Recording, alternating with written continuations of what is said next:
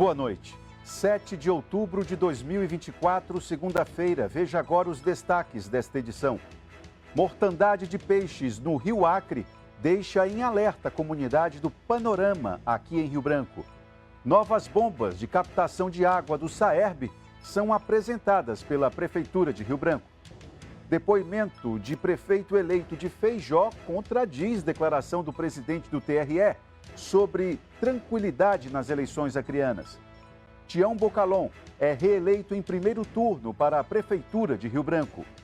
Renovação da Câmara de Vereadores da capital. Apenas 7 parlamentares conseguem se reeleger. Começa agora o Gazeta em Manchete.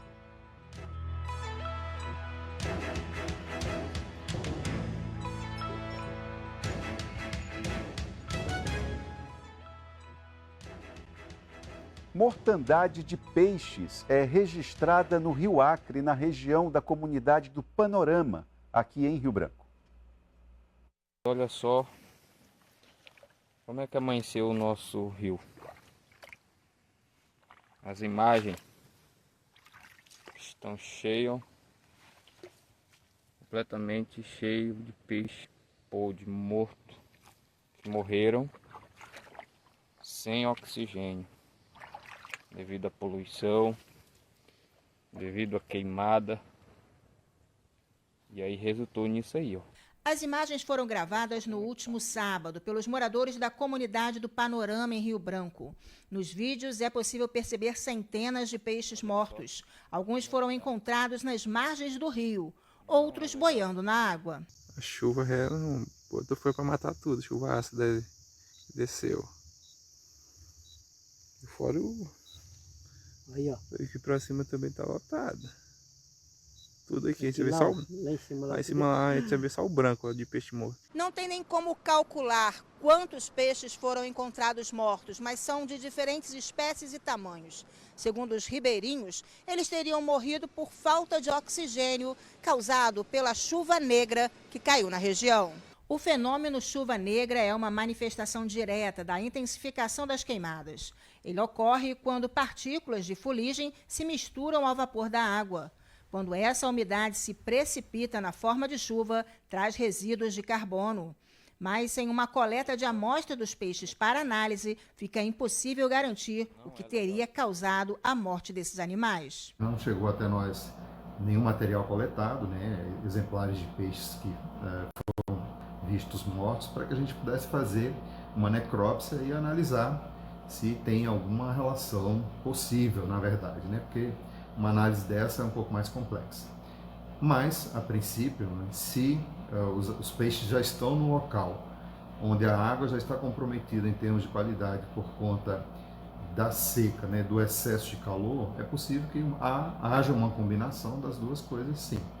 Mas, como eu disse, não é certeza absoluta, porque a gente não tem coleta de água para fazer análise dessas águas em função dessa mortandade. Além da chuva negra, existe uma outra situação que também pode ter causado a morte dos peixes. A água, quando ela perde oxigênio por conta do aumento da temperatura, né, os gases estão dispersos na água e quando aquece eles vão saindo da água, né, as moléculas vão saindo da água e reduz bastante a quantidade de oxigênio, que a gente chama de oxigênio dissolvido, para a disponibilidade daqueles organismos aquáticos, né. Os peixes têm respiração branquial.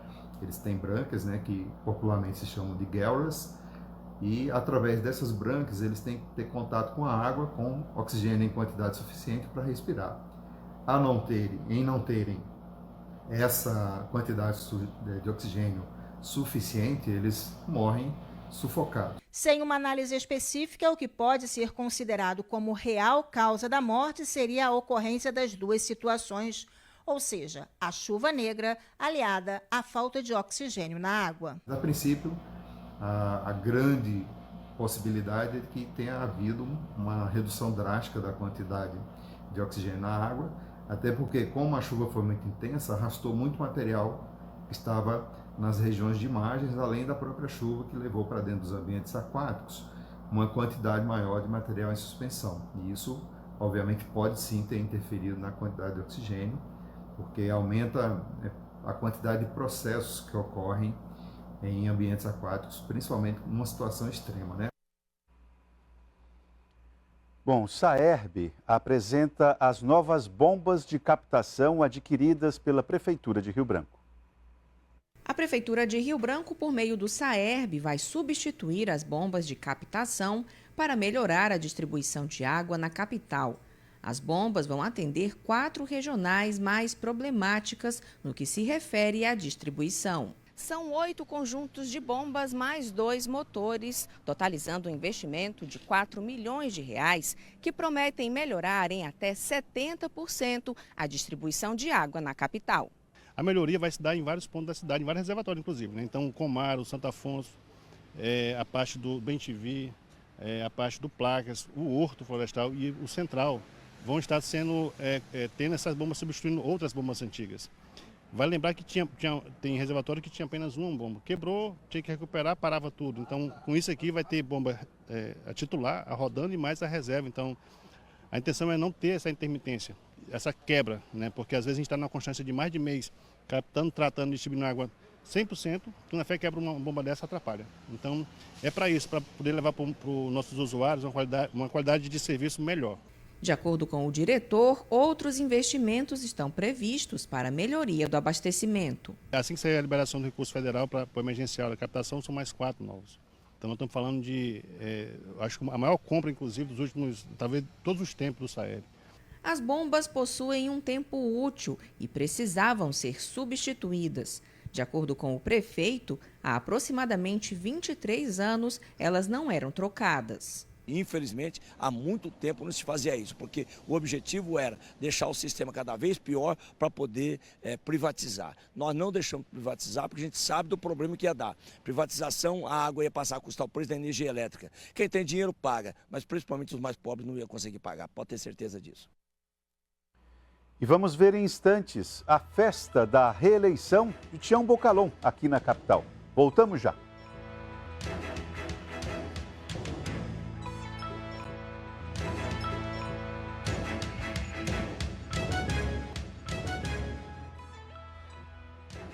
Prefeito de Rio Branco, Tião Bocalon, conseguiu 108.605 votos e foi reeleito em primeiro turno.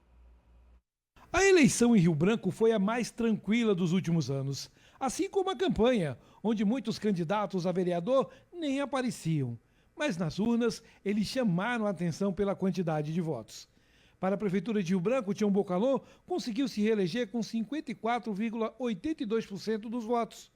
Ele conseguiu colocar quase 40 mil votos de diferença do segundo colocado, Marcos Alexandre, do MDB, que teve 34,77% dos votos. Uma hora antes de fechar 100% a contagem das urnas, o candidato do MDB já sabia que não conseguiria chegar ao segundo turno. Em entrevista, disse que lutou contra 2 máquinas públicas, a da Prefeitura e do Governo do Estado. E como fez em toda a campanha, criticou o prefeito reeleito. Olha, nossa candidatura desde o início foi uma candidatura da ousadia, né? Uma candidatura que lutou contra as máquinas, contra a força, e a gente viu tanto que elas trabalharam. Mas a gente tem que reconhecer a vontade do povo, a vontade de Deus. Eu espero que o prefeito faça um mandato agora melhor do que o que ele fez. Porque esse primeiro que ele fez, a gente viu a situação que a cidade está. Já do lado vitorioso foi muita festa. Militantes se reuniram em frente à praça da prefeitura para receber o prefeito reeleito Tião Bocalon, juntamente com seu maior cabo eleitoral, o governador Gladson Cameli. Bocalon prometeu dar continuidade nas obras e serviços que foram iniciados e levar à frente projetos que viraram apenas promessas durante o mandato. A gente continua o trabalho honesto, sério que a gente sempre fez, gastando bem o dinheiro público e o mais importante do segundo mandato, que agora a gente tem projetos em andamento, obras em andamento. São 800 milhões de obras que nós temos aí, que lançamos ou vamos lançar até o final do ano, que serão executadas até o final do ano que vem. Portanto, serão 800 milhões de obras de geração de emprego, de renda. Então, obras que a gente não conseguiu fazer antes. Por quê? Porque nós tivemos pandemia, nós tivemos as coisas que dobraram de preço, então tudo isso atrasaram as obras. Por isso elas ficaram para ser executadas entre 2024 e 2025. Então, eu estou feliz que a gente vai continuar o mesmo trabalho. Os outros 2 candidatos que disputaram a Prefeitura de Rio Branco tiveram a seguinte votação. Emerson Jarude, do Novo, 14.186 votos, 7,15% do eleitorado. Já Genilson Leite, 6.420 votos, apenas 3,24% dos votos. O presidente do Tribunal Regional Eleitoral avalia que essas eleições foram tranquilas, mas o cenário no interior foi bem outro. De acordo com a Polícia Militar do Acre, o pleito eleitoral de 2024 foi tranquilo.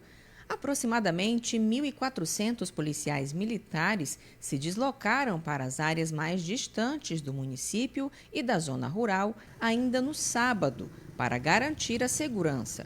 Em Rio Branco, a mobilização da tropa começou nas primeiras horas do dia e se estendeu até o fechamento e divulgação dos resultados. Com a Operação Lei Seca, o Batalhão de Trânsito intensificou o trabalho preventivo desde a última quinta-feira em vários pontos da capital.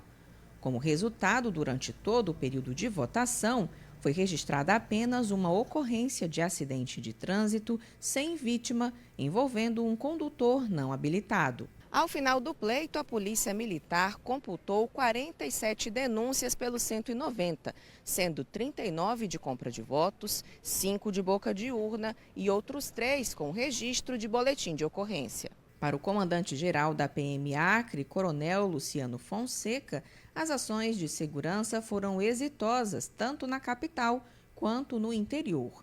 Segundo o presidente do TRE Acre, todo o processo transcorreu de forma tranquila, apesar da dificuldade provocada pela fumaça durante o transporte das urnas. O saldo que a gente faz é positivo, né?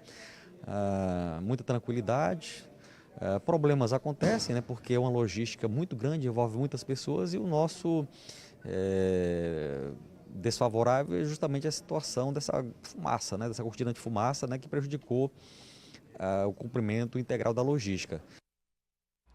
Eu conversei hoje à tarde com o prefeito eleito de Feijó, Railson Ferreira. O cenário político a que ele esteve submetido contradiz frontalmente a percepção do presidente do Tribunal Regional Eleitoral do Acre. Railson foi ameaçado durante todo o pleito. Os eleitores, as comunidades que apoiavam Railson também foram ameaçadas. Pedi para que ele fizesse uma declaração à nossa equipe, mas ele não aceitou. Alegou que, para preservar a vida dos familiares, ele avaliou que é melhor se preservar. Mas ressaltou com tranquilidade que ele mesmo não teme pela vida dele e que continuará a fazer o que deve ser feito. Mas sente que precisa se resguardar em função dos familiares. Vamos teimando. Dos 17 atuais vereadores de Rio Branco, apenas 7 conseguiram se reeleger.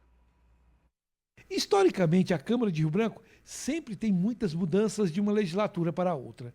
Dos atuais 17 vereadores, apenas 7 conseguiram se reeleger. Como em 2025 serão 21 vagas, serão 14 caras novas no Legislativo da capital.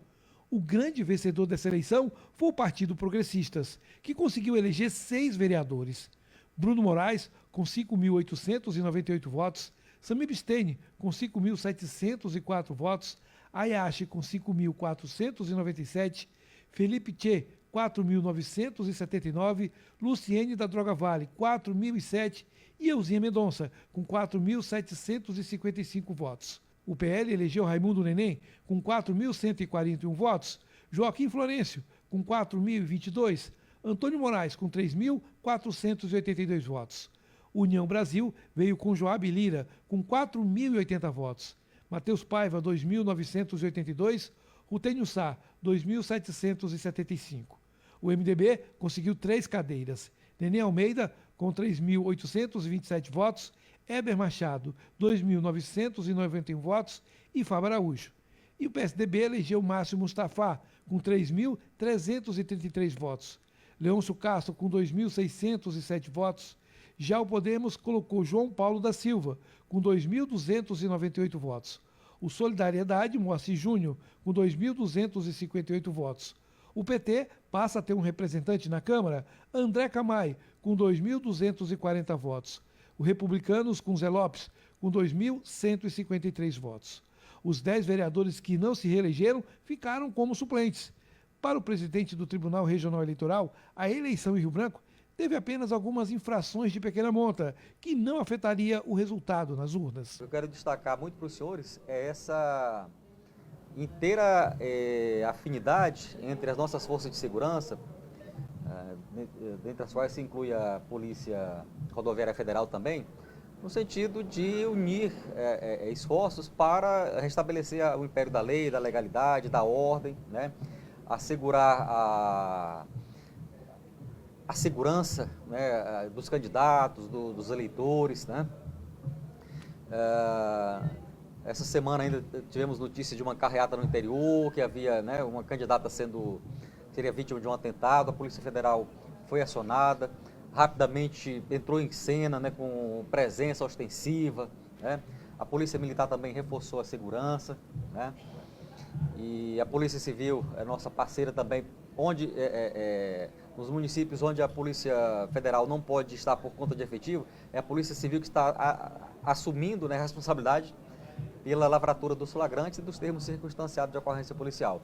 Então, assim, olha, fazia tempo que eu não vi uma eleição tão tranquila. E depois do intervalo, vamos ver como foi a festa da virada de Zequinha Lima na reeleição à Prefeitura de Cruzeiro do Sul. Voltamos já.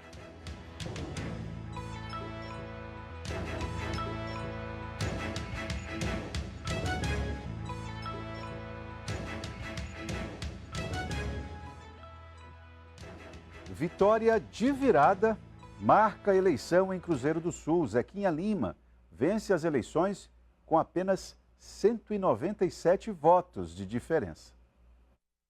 A movimentação nos locais de votação em Cruzeiro do Sul começou cedo no domingo de eleição. Nas primeiras sessões liberadas, eleitores já aguardavam em filas.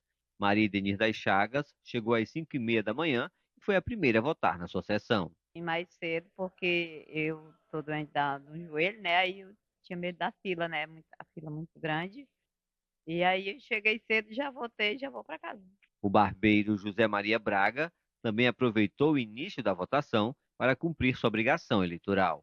E aproveitar logo cedinho, né, para regularizar a situação com a Justiça Eleitoral e fazer aquilo que a gente tem que fazer mesmo, é levar nosso candidato, colocar lá para frente, né?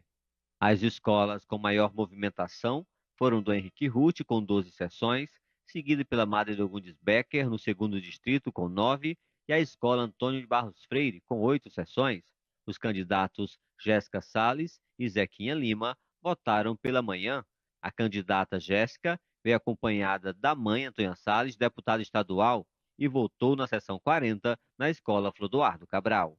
É muito confiante, tenho muita fé em Deus que já deu certo, a vitória vai ser para Deus. Estou muito confiante, feliz e meu coração está para explodir aqui porque eu desejo de melhoria para a nossa cidade, pelo nosso município que eu amo tanto.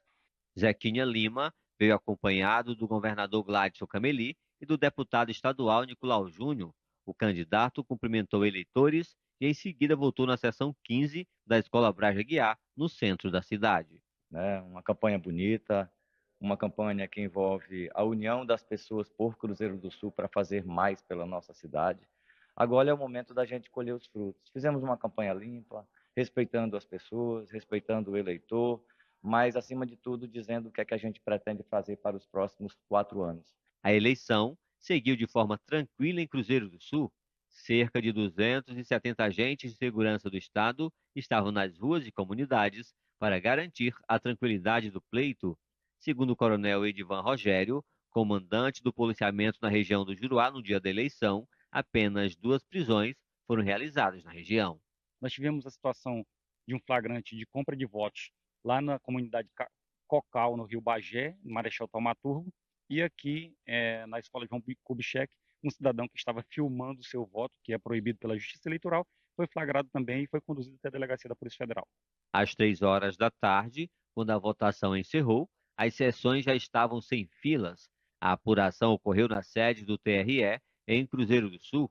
A juíza eleitoral, Rosilene de Santana, avaliou a eleição como tranquila. Graças a Deus, saiu tudo como esperado. Nós já vínhamos trabalhando desde o início do processo, dessa preparação para o processo eleitoral, com as forças de segurança. Isso foi muito importante porque fizemos reunião aqui com o presidente do TRE, fizemos outras reuniões aqui com as forças de segurança, e isso sempre divulgado pela mídia também sobre essas reuniões. Eu acho que isso acabou trazendo essa tranquilidade que vimos hoje durante o horário de votação. Aos poucos, as urnas foram chegando. Uma queda no sistema de VPN do TSE atrasou em cerca de 20 minutos a apuração. A primeira contagem de votos trouxe Jéssica Salles liderando a disputa. A candidata permaneceu na frente até mais de 70% dos votos apurados. Na conclusão da apuração, Zequinha Lima foi declarado eleito com uma diferença de apenas 197 votos. Com o resultado, milhares de apoiadores foram ao centro da cidade, onde comemoraram a vitória com muito buzinaço e uma carreata. Quero agradecer a todos que colaboraram. Essa aqui é uma vitória, coletiva. Não é uma vitória minha e da Delcimar apenas. É uma vitória da União por Cruzeiro do Sul. E participaram desse processo muitas pessoas importantes.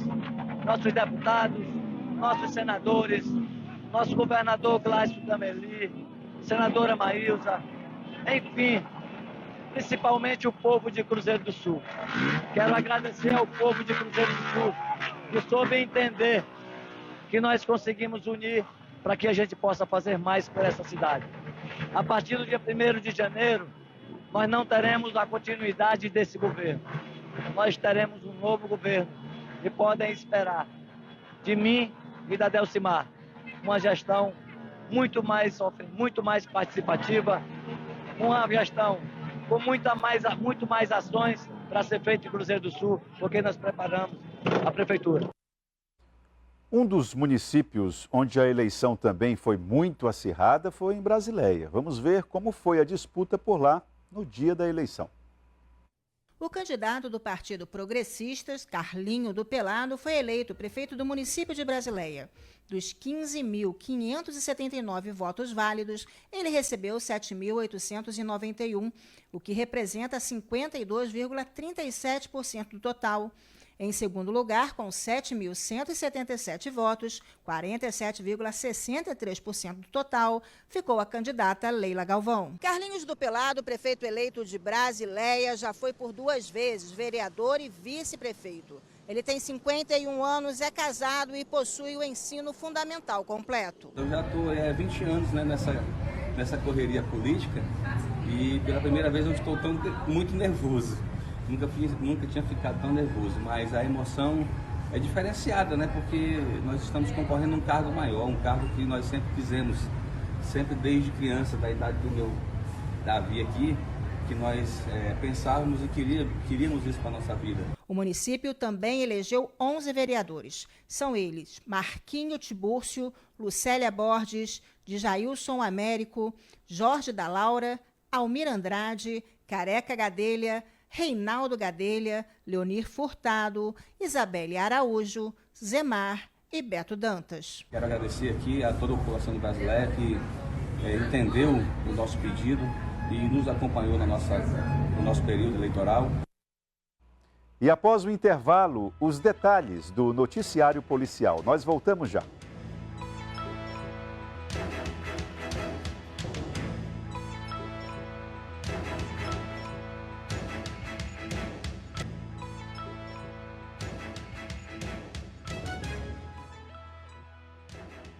Três oficiais militares do Acre são agraciados com a medalha Tiradentes. É a maior honraria concedida pela Polícia Militar do Distrito Federal.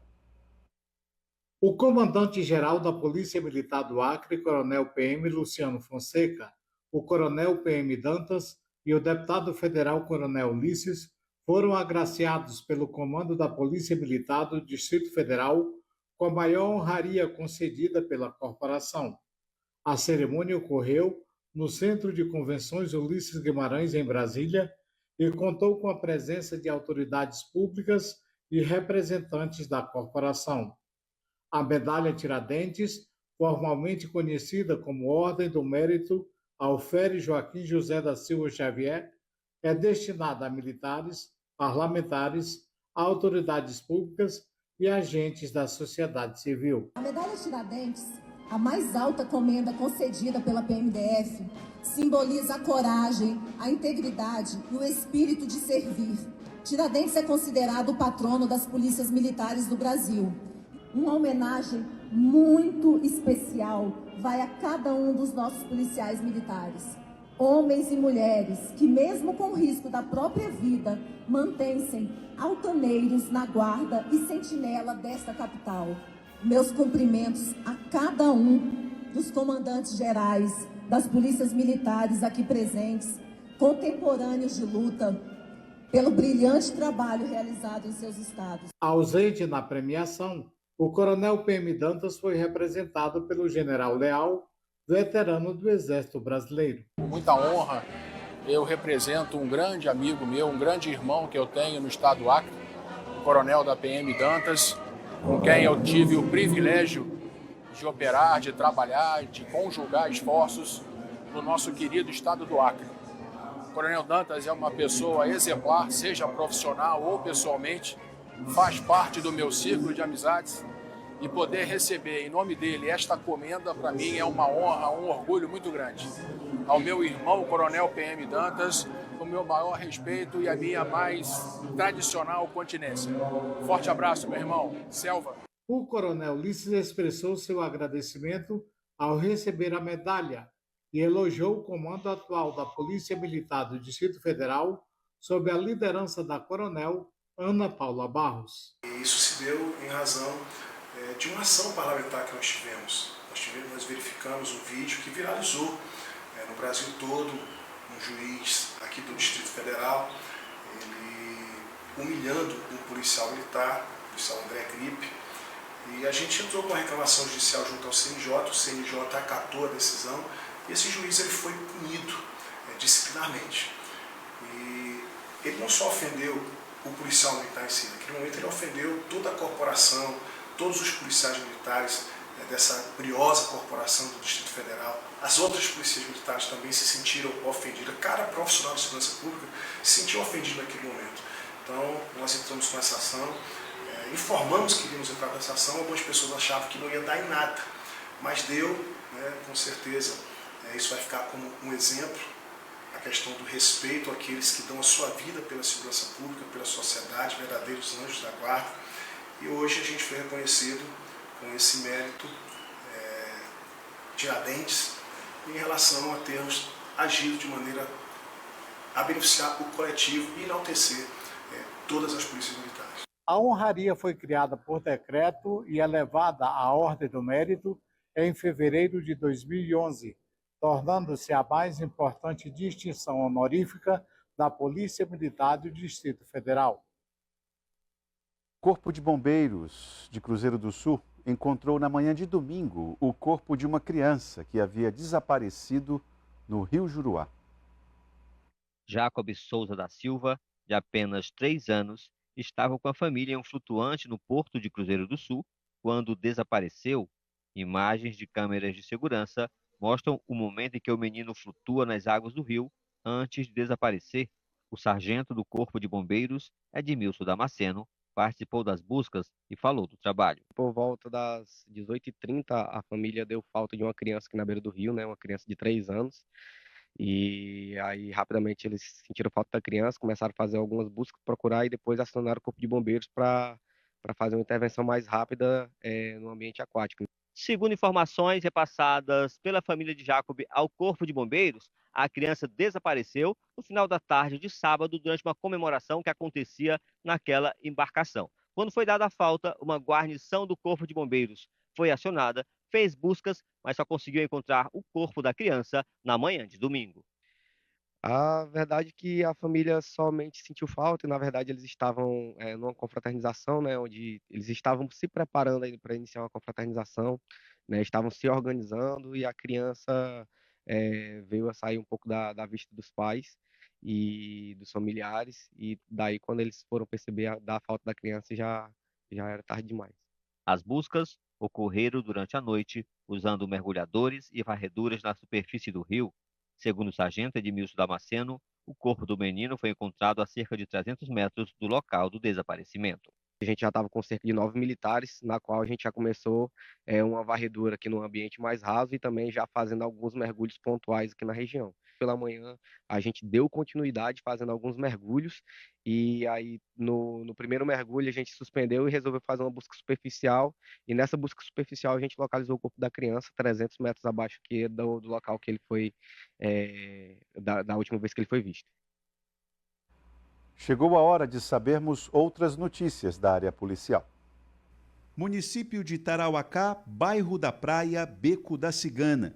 O indígena Ângelo Paulo Mateus Caxinauá, de 31 anos, foi assassinado a facadas após discussão com amigos. O grupo estava em uma bebedeira quando houve o desentendimento. A polícia investiga a autoria e a causa do crime. Noite de domingo, bairro da Base, centro da capital. O jovem de 29 anos, Kenderson Cabral da Silva, era um morador de rua. Envolveu-se em uma briga. Foi esfaqueado. Testemunhas não sabem dizer o motivo da confusão. Acionaram o SAMU, que esteve no local rapidamente, mas não conseguiu salvar a vida da vítima. Noite de sexta-feira, bairro Carandá, região da Baixada da Sobral. Criminosos invadiram a casa e fizeram a família de Yuri de Melo Araújo, um jovem de 28 anos, de refém. O rapaz tentou se esconder no banheiro. A porta foi arrombada e ele foi executado com um tiro na região do tórax. Morreu no local do crime. Vamos agora à previsão do tempo para amanhã em todo o Acre.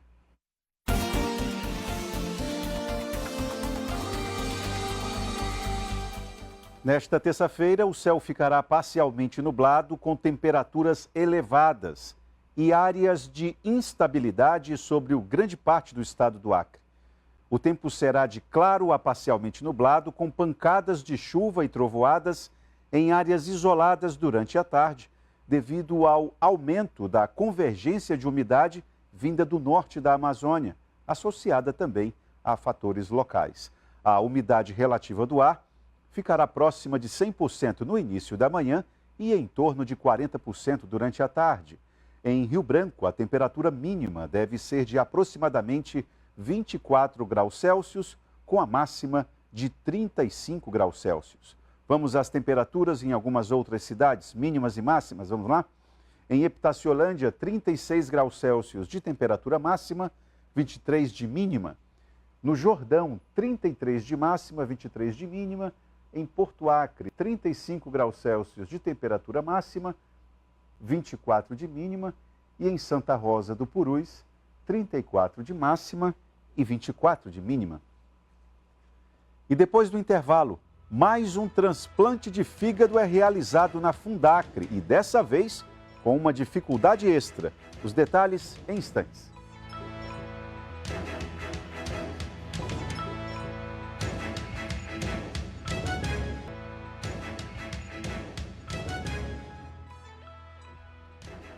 O governo do Acre realiza missão humanitária e garante o 93º transplante de fígados na Fundacre. A Fundacre é o único hospital transplantador do Acre e realiza atualmente 3 tipos de transplantes: fígado, rim e córnea. Até o momento foram realizados 96 transplantes renais, 332 transplantes de córnea e 93 transplantes hepáticos, totalizando 521 procedimentos. Mas o que pouca gente sabe é do trabalho de logística que existe para que todos esses transplantes aconteçam. No último dia 3 de outubro, numa ação conjunta entre Fundacre, Secretaria de Estado de Saúde, Secretaria de Estado de Justiça e Segurança Pública e o apoio do governo de Rondônia, uma grande operação foi realizada para transplantar o 93º fígado na Fundação Hospital Estadual do Acre. Esse caso envolveu vários desafios. O primeiro, novamente, uma captação à distância.